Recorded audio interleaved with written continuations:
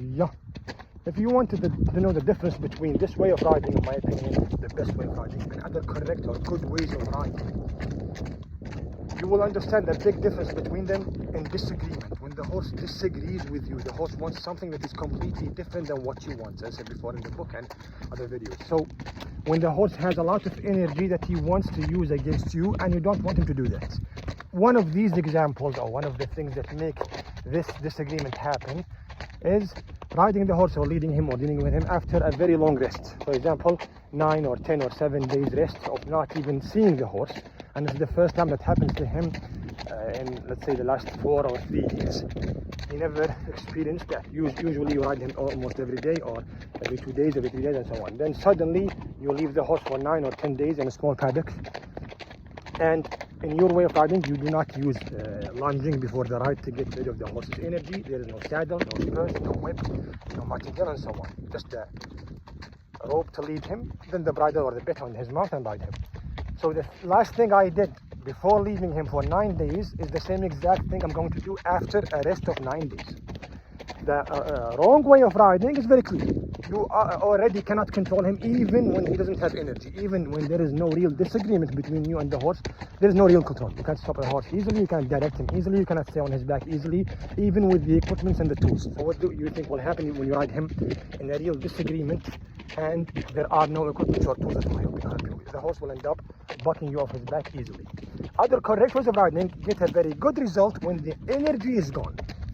So they have to lunge the horse, they have to depend on the saddle, they have to depend on the spurs, the whip, and so on. So the thing you did the last time you dealt with him, 9 or 10 or 7 days ago, is going to happen again, and you have to do it more than you usually do it, because the horse has double the energy he usually has. So if your way of riding already experiences a problem, when you ride the horse almost every day and you lunge him before the ride, then he's relaxed and you are completely controlling the horse, halting him, moving him back and so on. Then suddenly, when the horse disagrees with you in the ride, and that energy will come back when he sees horses, he's afraid, he's spooked and so on, the weather is cold, the weather is windy and so on, and he gets the energy back, you will end up not being able to control him. So the halt becomes bolting and bucking. Moving back easily turns into a horse fighting you to even just stop him.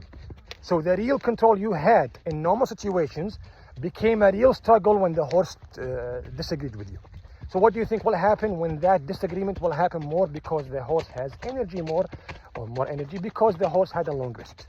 And this way of riding, the difference between it and the other correct ways of riding is that in disagreement you will control the horse more, not less, or at least the result will stay or remain the same. Why? Because you already depended on the hand's accuracy, not the equipment and the tools. What made you control him in the normal situation was the accuracy of your hand when you kept up with the movement he did in the neck, pulling, giving up and leaning and so on. So when the horse does it more because he has more energy, he allows you to do it and keep up with him more, which means you will control him more. So the more energy he has, the more he pleases you. So to know the difference between the three ways or styles of riding, wrong ones, other correct ones, and this one, when the horse has a lot of energy, and one of the things that give the horse a reason to have more energy is a long break or a long rest. The wrong way of riding will be riding a nightmare because you already cannot control him in normal situations. Now he has double the energy, so it will be a nightmare for a couple of days until the energy is gone. Then it will be a little bit normal, not good, normal. Other good ways of riding, it will be a real struggle, but still under control, and after a couple of days, it will be almost perfect. In this way of riding, the first couple of days or the first couple of minutes or hours with the horse will please you more, not the opposite. So even if I'm going to be afraid about something, I'm not going to care about bucking or bolting or whatever, it's not going to happen. He's going to please me more. So he's going to move back more than I want. He's going to halt stronger than I want. He's going to give me the turn faster than I want. He's going to please the hand more instead of fighting the hand more. So what you are trying to fix, or what you are going to fix, is what other ways or styles of riding dream about achieving. What they want to achieve is what you already achieved, and you are trying to fix and get something even better. That's the difference. In real disagreement, the real way of riding will show. When 70% of your riding depends on the equipment and the tools, and the equipment and the tools are not good enough to control the horse, so you have to depend on your hands. Your hands already control 20 to 30% of the horse's energy maximum. So he beat the 70%. You think he will not beat the 30%? In this way of riding, 99% is already on your hands, on you as a rider, not the equipment and the tools. You don't have actual equipment and tools. So in real disagreement, nothing changes.